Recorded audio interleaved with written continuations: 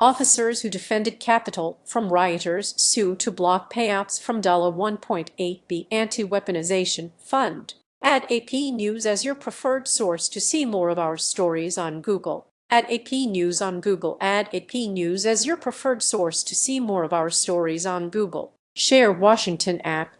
2 police officers who helped defend the U.S. Capitol from an attack by a mob of President Donald Trump's supporters sued on Wednesday to block anyone, including Jan. 6, 2021, rioters, from receiving payouts from a new $1.776 billion settlement fund for people who claim to be victims of politically motivated prosecutions. The officers' attorneys filed the federal lawsuit a day after Acting Attorney General Todd Blanche defended the fund's creation during a congressional hearing. Blanche, a personal attorney for Trump before joining the Justice Department, wouldn't rule out the possibility that rioters who assaulted police on Jan. 6 would be eligible for fund payouts. The lawsuit claims the government's anti-weaponization fund is an illegal slush fund that Trump will use to finance the insurrectionists and paramilitary groups that commit violence in his name. It describes the fund's creation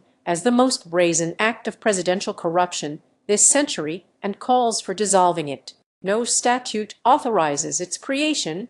The settlement, on which it is premised, is a corrupt sham, and its design violates the Constitution and federal law, the suit says. The fund stems from a settlement of Trump's $10 billion lawsuit against the IRS over the leak of his tax returns. It's designed to compensate those who believe they were mistreated by prior administration's Justice Department. Decisions on payouts will be made by a 5-member commission appointed by the Attorney General. Read more. More than 100 police officers were injured during the Capitol riot. Nearly 1,600 people were charged with Jan. 6 related crimes, but Trump used his pardon powers to erase all of those cases in a sweeping act of clemency last year. The plaintiffs suing Trump over the fund are Metropolitan Police Department Officer Daniel Hodges and former U.S. Capitol Police Officer Harry Dunn, who is running in Maryland for a seat in Congress. Hodges and Dunn both testified before Congress about their harrowing experiences on Jan.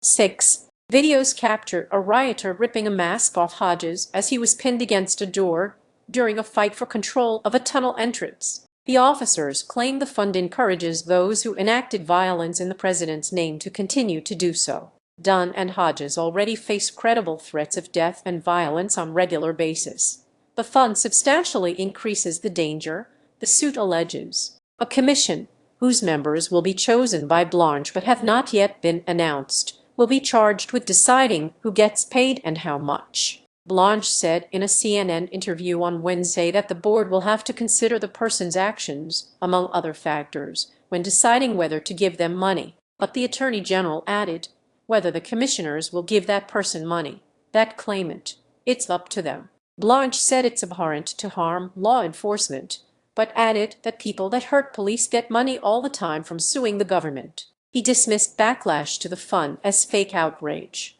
Blanche and Treasury Secretary Scott Bessent also are named as defendants in the officers' lawsuit. Spokespeople for the Justice and Treasury Departments didn't immediately respond to requests for comment on the suit. One of the attorneys for the officers is Brendan Ballew, a former Justice Department prosecutor who handled Jan. 6 cases. Associated Press reporter Jonathan Cooper in Phoenix contributed to this report. This story has been corrected to reflect that nearly 1,600 people, not over 1,600, were charged with Jan. 6 related crimes.